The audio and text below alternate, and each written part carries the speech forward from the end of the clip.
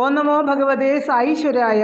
ശ്രീ സത്യസായി ഭാഗവതം പുട്ടമർത്തിയിലെ വിഭൂതി.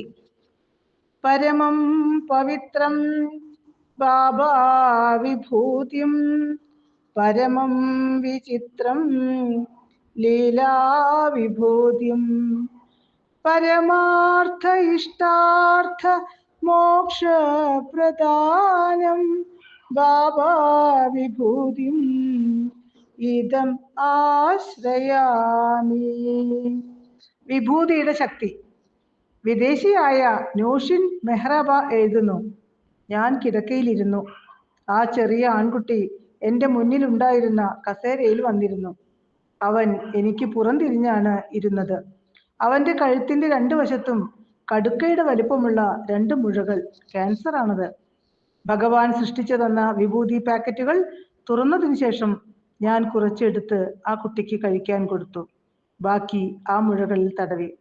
അടുത്തതായി ഞാൻ ആ മുഴകളിൽ കരങ്ങൾ വെച്ചുകൊണ്ട് സ്വാമിയോട് പ്രാർത്ഥിച്ചു.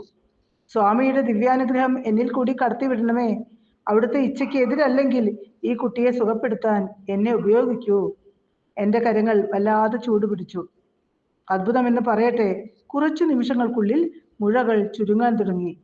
ഏതാണ്ട് 10 മിനിറ്റിന് ശേഷം അവൻ എഴുന്നേറ്റ് അവൻ്റെ സഹോദരൻ്റെ കൂടെ കളിക്കാൻ പോയി.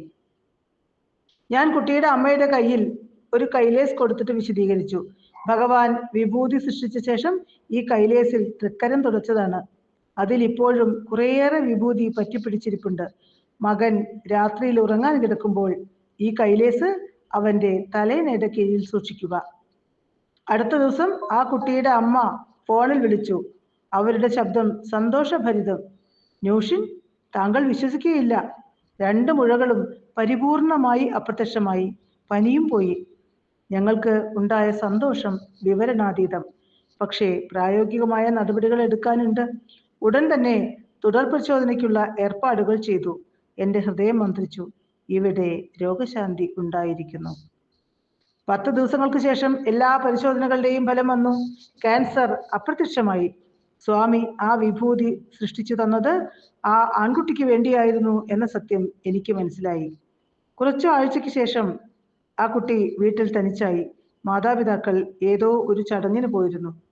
അവൻ്റെ വാക്കുകളിൽ, സ്വാമി എൻ്റെ അടുത്ത് വന്നു. ഭഗവാൻ തൻ്റെ കരം തുറന്നു. എന്തോ ഒന്ന് ചലിക്കുന്നത് ഞാൻ കണ്ടു. സ്വാമി എന്നോട് പറഞ്ഞു, ഞാൻ 10 അവതാര രൂപങ്ങളെയും നിന്നെ കാണിക്കാം. ഞാൻ അതെല്ലാം ചെറുതായി സ്വാമിയുടെ കരത്തിൽ കണ്ടു. സിംഹത്തെ, മത്സ്യം, കൂർമ്മം.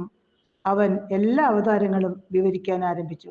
അതിനുശേഷം അവൻ പറഞ്ഞു, സ്വാമി എൻ്റെ ശരീരത്തിൽ മുഴുവനും വിഭൂതി കൊടുന്നു. സ്വാമി അരുളി, ഞാൻ നിന്നെ സുഖപ്പെടുത്തി. ഈ അനുഭവത്തിന് ശേഷം ഒരാഴ്ച കഴിഞ്ഞപ്പോൾ സ്വാമി കുട്ടിയുടെ അച്ഛൻ്റെ സ്വപ്നത്തിൽ പ്രത്യക്ഷപ്പെട്ടു. താങ്കൾ മകനുമായി ഇന്ത്യയിലേക്ക് വരിക. എനിക്ക് അവനെ അനുഗ്രഹിക്കണം. അച്ഛനും മകനും താമസിയാതെ പ്രശാന്തിയിലെത്തി. വളരെ അടുത്ത് ദർശനം കിട്ടുകയും സ്വാമി അവരെ അനുഗ്രഹിക്കുകയും ചെയ്തു. ഇതുപോലെയുള്ള അനുഭവങ്ങളിൽ കൂടി സ്വാമി അവിടുത്തെ ശക്തിയും നമ്മുടെ ജീവിതത്തിലുള്ള സ്വാമിയുടെ സാന്നിധ്യവും വെളിപ്പെടുത്തുന്നു. സ്വാമി നമ്മളെ കൂടുതൽ അടുത്തേക്ക് കൊണ്ടുപോകുന്നു, പരിവർത്തനം ചെയ്യുന്നു. മഹിമയറിയ ഭഗവാൻ ബാബയുടെ വിഭൂതി നമുക്ക് അലങ്കാരമായി തീരട്ടെ. ഓം തത് സത്.